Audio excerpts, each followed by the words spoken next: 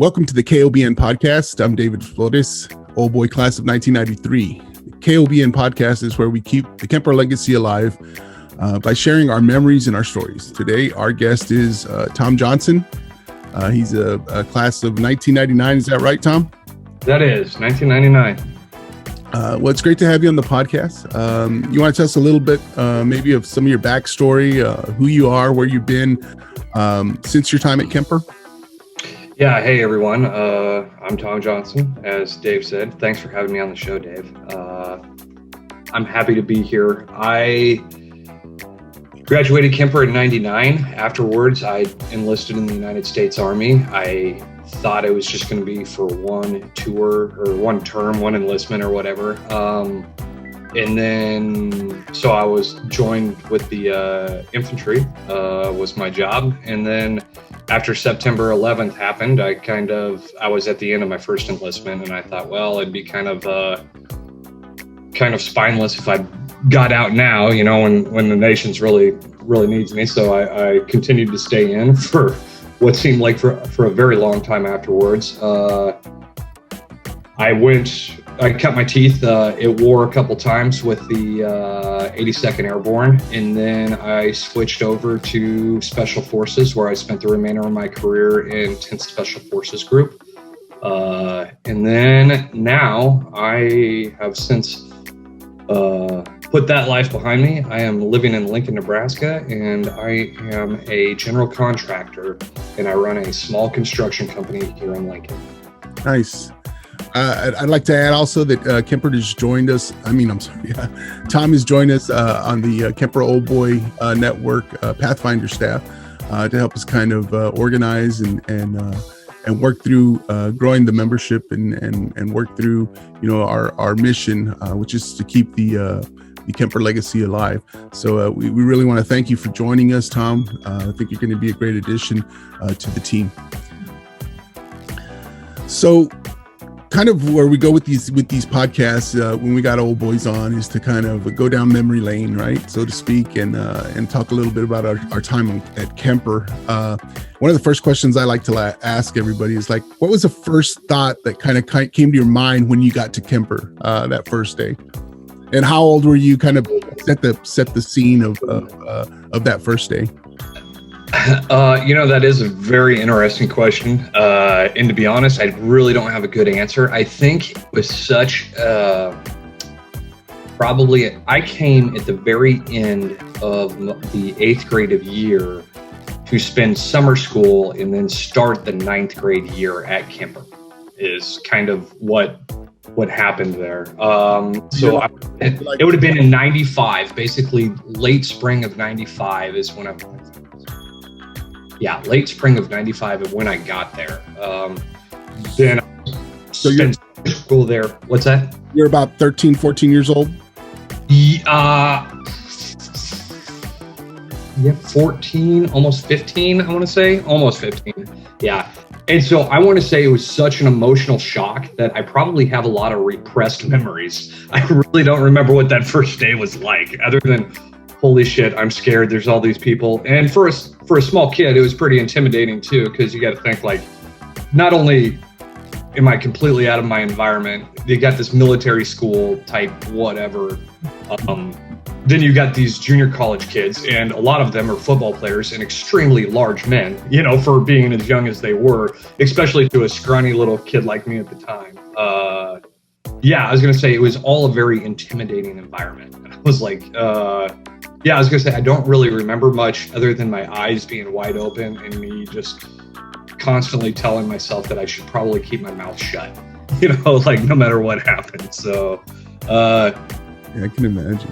I remember all the buildings were huge. I remember everything was big. It was big to me. And I was just definitely overwhelming. But other than that, I can't really tell you any specific interactions I had. I want to say I remember First Sergeant Gatewood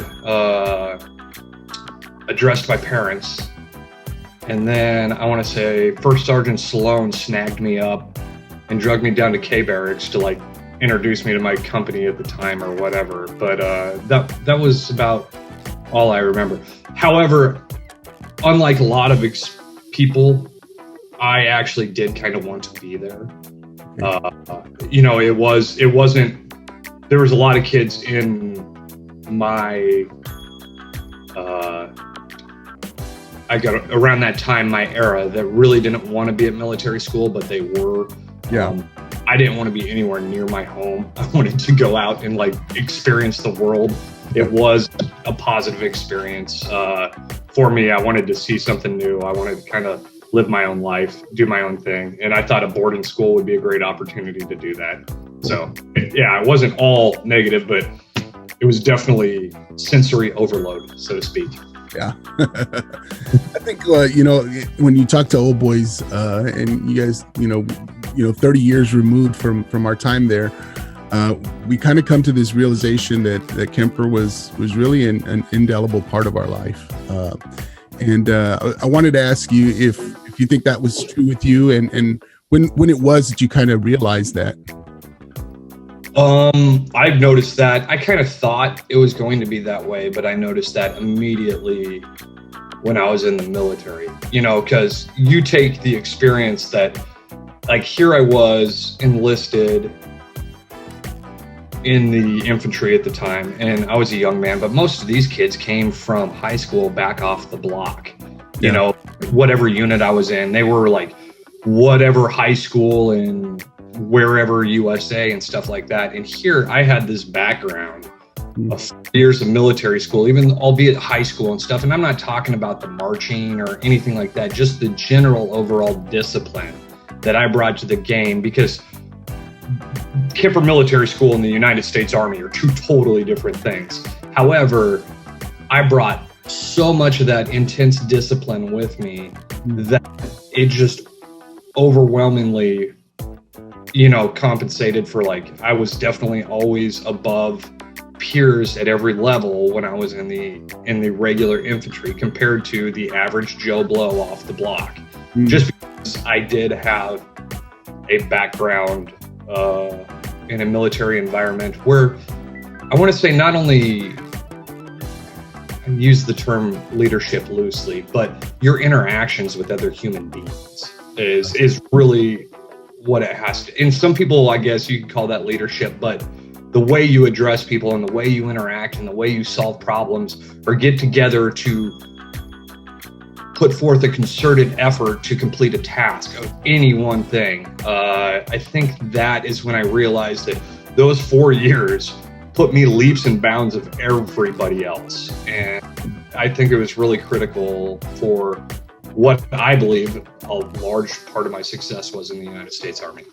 Yeah, I think that's kind of a common theme we hear, you know, when people answer that question, because, you know, you essentially at a very young age have to become a diplomat, you know, because you're dealing with all these different kinds of characters, you know, and you're having to balance all that, because, you know, there was somewhat of that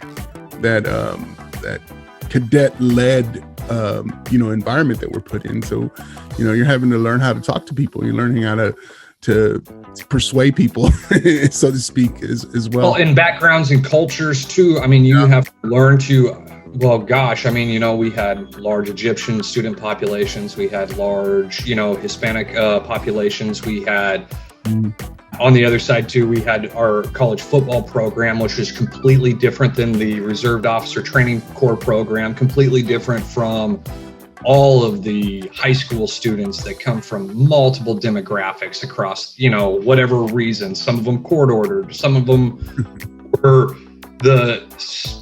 children of parents who essentially had enough money that they didn't want to be bothered with raising an adolescent child, to some people who this was a rite of passage. I went to Kemper, my son's going to go to Kemper, you know, and stuff like that.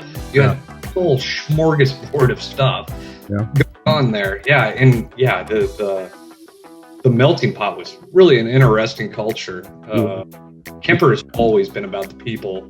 It's never been about a plot of land out there on the 40 of the Missouri River, but it's always been about the people.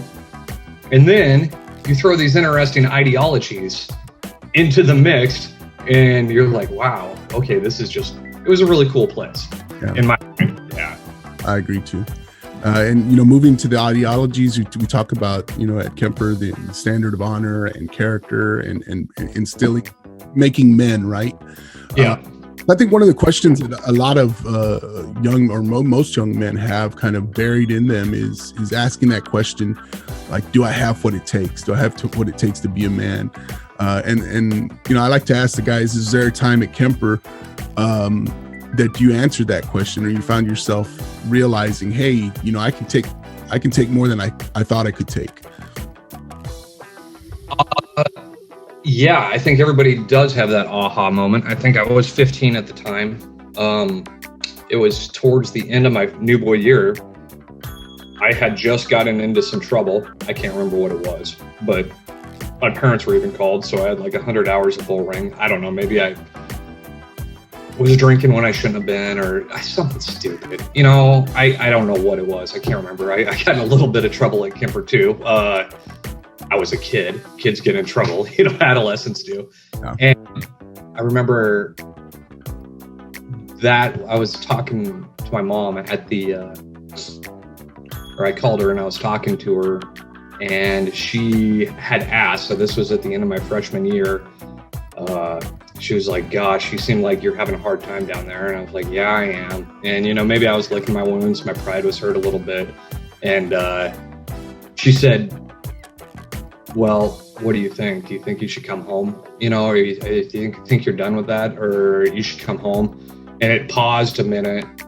I paused a minute and reflected, and I was like, no, I think I need to stay here and stick this one out.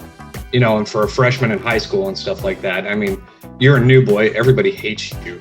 Your life sucks. I mean, there's nothing you can do right. And here I am. The whole world is coming down on me. It would have been very easy for me to turn around and go away and just be like, yeah, I'll come home, or something like that. But yeah, that moment right there was like that moment in time where I was like, no, I think I better stay here and stick this one out. And I think there was a lot of reasons I said that. Now that I look back on it, I'm happy that I did that. But learning accountability for your actions, learning to follow through with things and all that other stuff, I think that was good. I don't know why I said it then and there, and what part of that was, why any of that happened, but it did. And I think I'm grateful for it. And I think I'm a better person for it, so.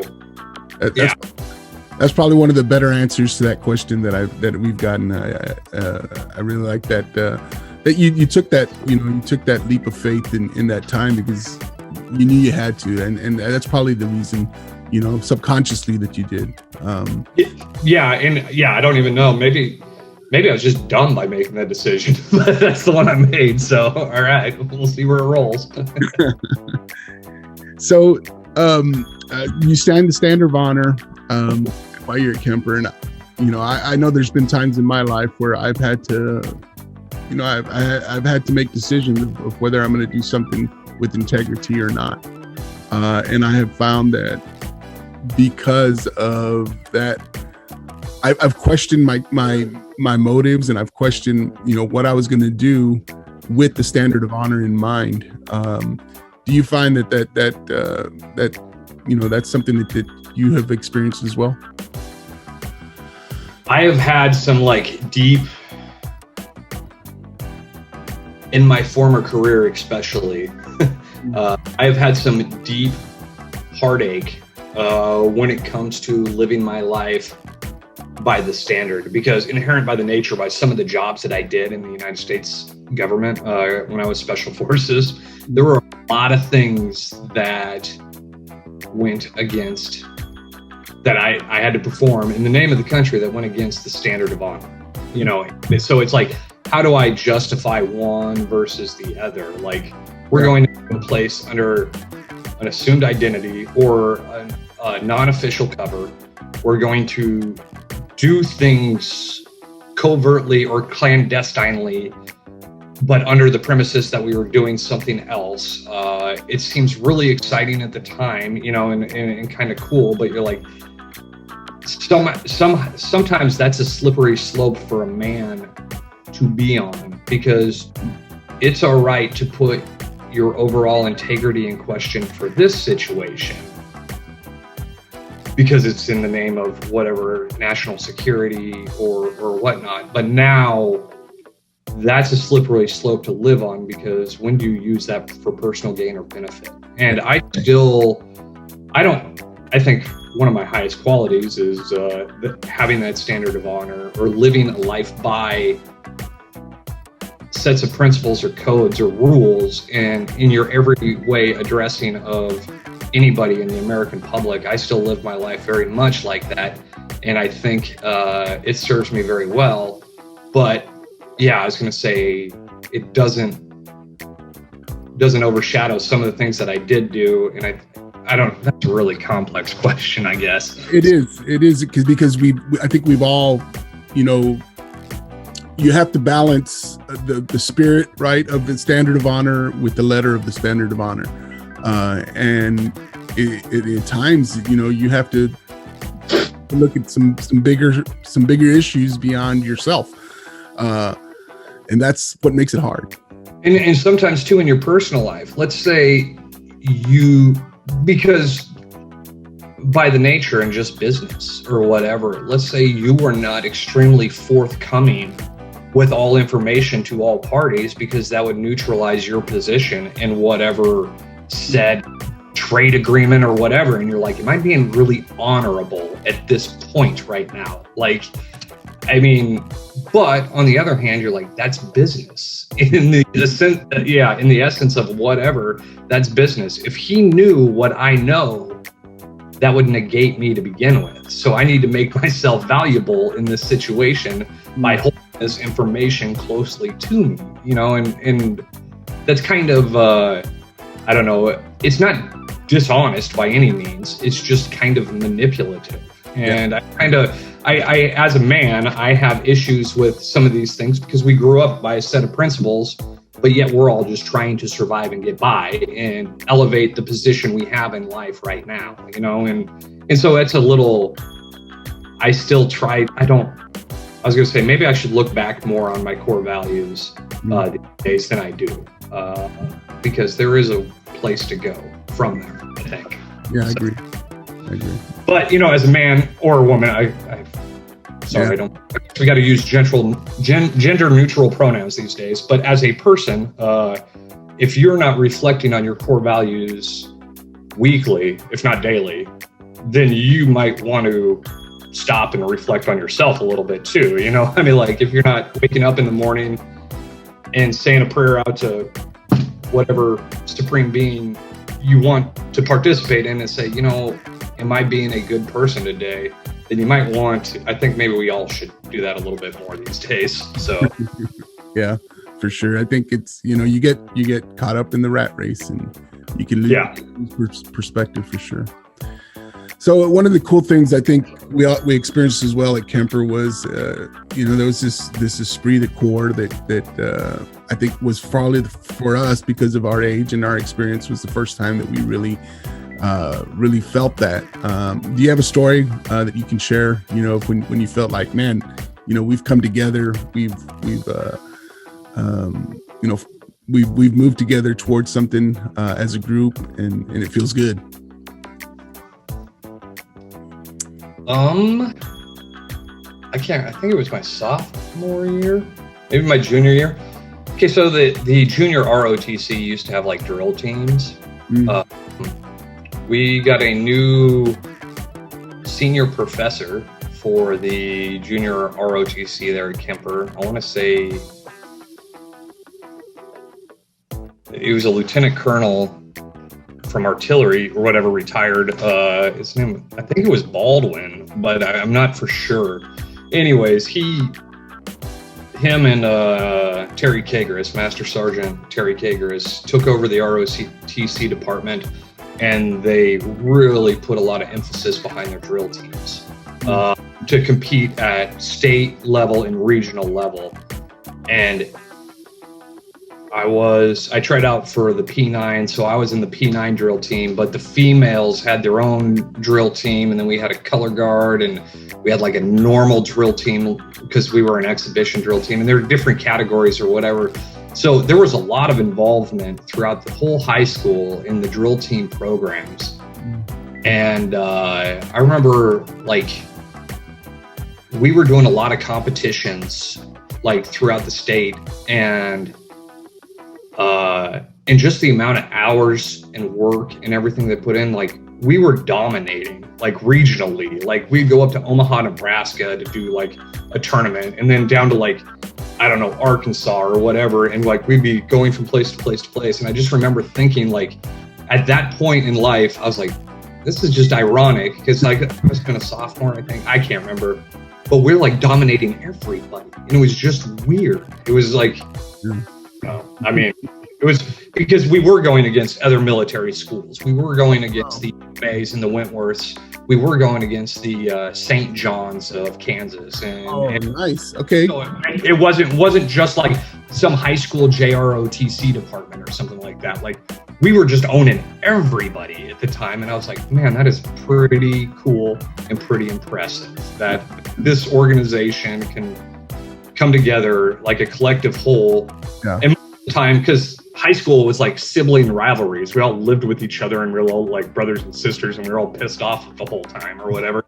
So that was interesting that that group of people could, like, come together at a much larger level and compete at a much higher level and stuff. I'm sure, just like, also, like, we had a fairly good college football program too, right? I mean, everybody could get behind that. I mean, they weren't, for a junior, and I can't remember what the, I'm sure they've changed their whatever regioning and stuff, but the junior college conference at the time, Kemper had a pretty good name at that level. You know, you're like, oh, okay, well, they definitely had, I don't know. I was going to say, that's probably my best memories of whatever, that kind of. Right. Yeah, exactly what I do. Yeah, cohesive unit. But I'm sure there were other times. I just don't really remember them as much. So. Yeah. So did you have any favorite pastimes at Kemper?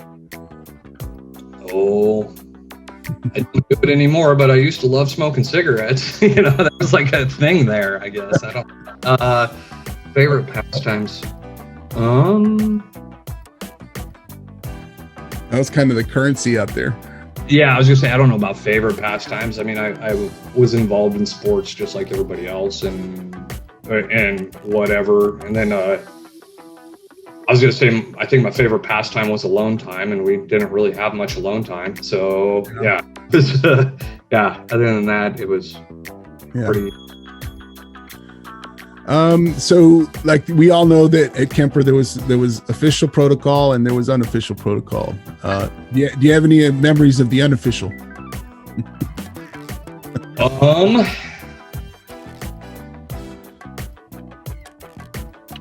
Especially those new boy unofficial ones. I think everybody's new boy year is extremely difficult. Yeah. I think it was such an interesting environment. Like, I remember thinking about the irony when you would, in high school, when you would read like Animal Farm and Lord of Flies and stuff like that. And just, I remember reading these books and being like, man, I live in an ironic world, you know, and stuff like that. I'm in the middle of, why am I reading this in this environment? You know, like, it's given me a blueprint to the society that I'm in and stuff. But the unofficial protocols, I mean, well, okay. So, I mean, unofficial protocols, as a new boy, every once in a while, an old boy would obviously find may take a liking to you or something like that, and they'd send you on a gas station run or a Hardee's run or a Dairy Queen run for them or something like that. And like, they're doing your homework and stuff, and they're like, you almost done with your homework? Like, yeah. And there'd be like, 45 minutes left to study hall or something. They'd be like, go get me a Blizzard or something like that. And you'd be like, man. So you have to go run up and get him a Blizzard somewhere or whatever. That kind of stuff I remember.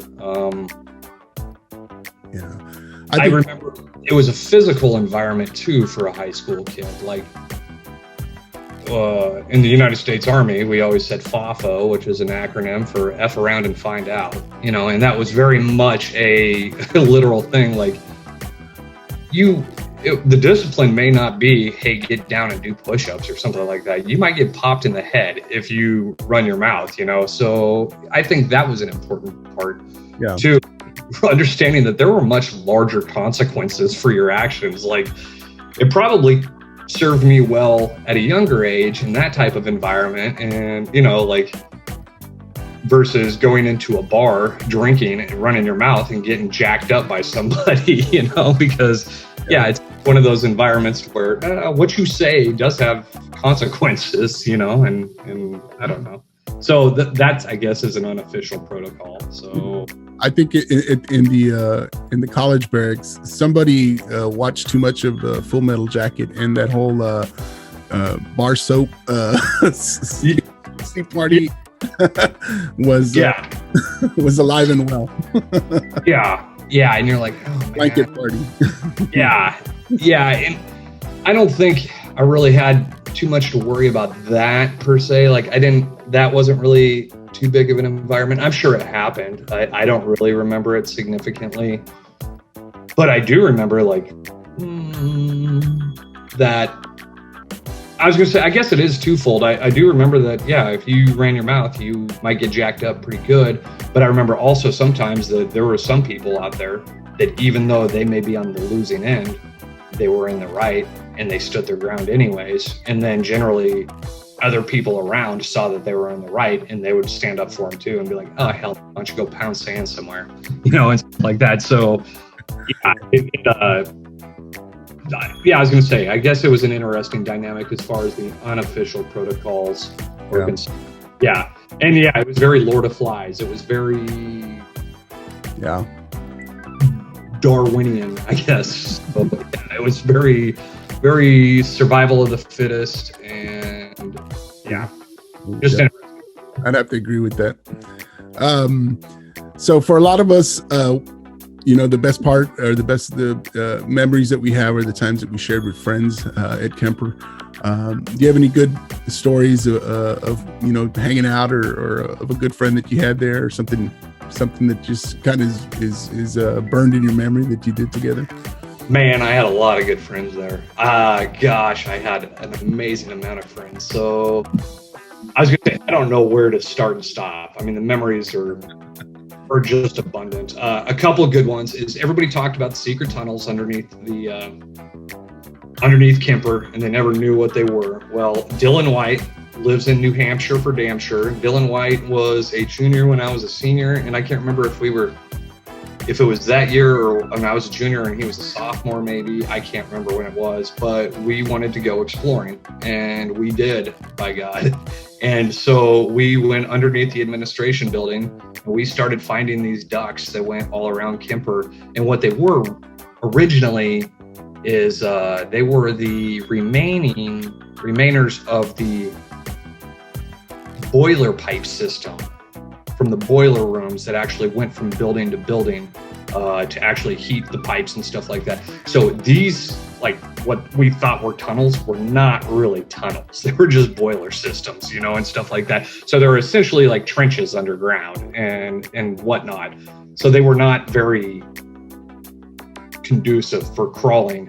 And we had to get really skinny to get through some of those areas. And it was kind of a nightmare. It was a fun experience, but kind of so anybody that wants to know about the tunnels, they are there, but they're not what people think. They weren't actual tunnels. You know, they were boiler pipe systems that went from one building to another building. And we explored a lot of them, that's for sure. Did you do it all in one night, or we pretty much did. It was like 1 8-hour night. It was just it was. We were all over campus, and I'm sure everybody's like, "Where in the hell are these clouds?" And maybe it was like on a Friday night. I can't remember. Was there any light in there? You guys have a flashlight or flashlights? Yeah, and I'm sure Dylan remembers more than I do. So we had lights and lighters, obviously, because most smoke cigarettes there. So yeah, so there was that. Gosh, I remember having some really good nights with some really good friends too. You know, when night security had already walked through and stuff like that, and yeah, we'd end up snagging a bottle of bourbon or rum or something like that, and you know, talking you back with your buddies. I mean, that's an experience that most high school kids don't get, you know, or at that level and stuff. So sneaking out, doing that kind of deal.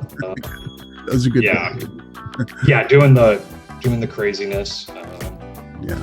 I think we all have great memories of those times. Well, went to Wentworth before a football game to TP it. Did y'all? one time, yeah, that was interesting too. So, yeah, just a bunch of little stuff like that. God, I mean, I had 4 years of memories packed into that place of complete isolation. So, well, Thom, I want to thank you for joining us, for sharing with us, and it's been a good time. I want to thank everybody for listening to the KOBN podcast. We appreciate each and every one of y'all. You can find us on the web at KemperOldBoyNetwork.com. Please be sure to register so we can keep you guys in the loop. Anytime we do these, we send out a notification. If you have questions or comments or a story that you'd like aired at the end of one of these podcasts, we have a call-in line or a comment line. That number is 660-596-6362. You can call in and leave a story, leave a question, and we can add it into the end of one of our podcasts, or if you want, we can call you back and have you on as a guest. I'm your host again, David Flores. We've been with Thom Johnson, who's now a member of the Pathfinder team, Kemper Old Boy Network. God bless you guys, and always stay non-quam, non-pariah.